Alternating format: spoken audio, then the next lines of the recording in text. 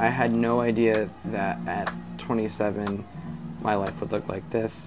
I didn't think that college would be for me, and then when we had our daughter, it totally changed everything, and I saw the value of an education. We found out that she was born with a rare disorder that left her blind, hormone deficient, and subject to seizures. Right now, the research that I'm doing is using stem cells and trying to differentiate them into retinal ganglion cells, which are the main cell type of the optic nerve. Interestingly enough, my daughter's disorder is the underdevelopment of the optic nerves. To be honest, without scholarships, I wouldn't be here today. Scholarships for our family are extremely vital. Like, we rely on them as a source of income, because if we don't have them, Kevin's working 3 jobs. Every semester, I start figuring out how we're going to be able to fund the next semester, whether it be food stamps, anything that we can receive to make it. And when we get a scholarship, I immediately call my wife and I hear an instant sigh of relief. I can't tell you the number of times that I've broken down in tears knowing that people believed in him like I believed in him. Kevin is the best daddy. He has no bad days. I love going to a new park with our kids, and we read Braille together. She's got an amazing imagination. Those days when finals are coming up, sometimes our stories before bed are physics or molecular biology. But I think that's part of being a parent. It's not just me, it's everyone that's in school. It feels amazing to do what I want to do for the rest of my life right now. And I know I'm on the right path to curing blindness one day. I am very proud to say I come from San Marcos and I want to make San Marcos better. So in elementary school, I had a lot of passion for learning, but all of that changed when I went into middle school, because then I started hearing adults telling me that I didn't belong at a college.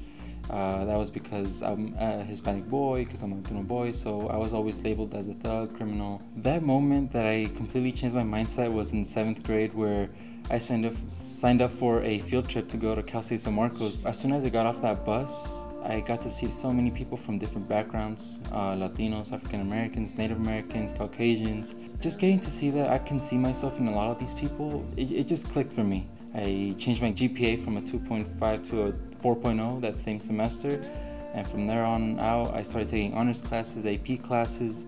My parents, the only thing that they knew how to discuss in depth was, how are we going to pay for your college education? It was a huge fear for them and a huge fear for me. So knowing that scholarships are there to not only get me into a university but keep me there, it's huge. I started taking a lot of these sociology courses, and I said, well, I really care for people and I really like the topics we're learning about, gangs, poverty, communities. So me getting to see how a lot of those topics started to connect with my own personal life, I said, you know what, this is something that I really want to do. I worked through the early outreach program because creating pathways is very important to me. And at the end of every tour, usually I have kids that come up to me and say, I can see that you made it through, so I can make it through.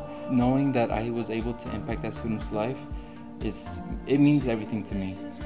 Aparte, les ayuda a sus hermanos. Tengo una hija y otro hijo, los apoya en que sigan adelante para que ellos lleguen a la universidad, lleguen a graduarse, tener una carrera. Les ha ayudado a no sentirse con ganas de ya tirar la toalla. I'm going to make the impact in the community like the Cal State San Marcos mission statement says. We want to create community leaders.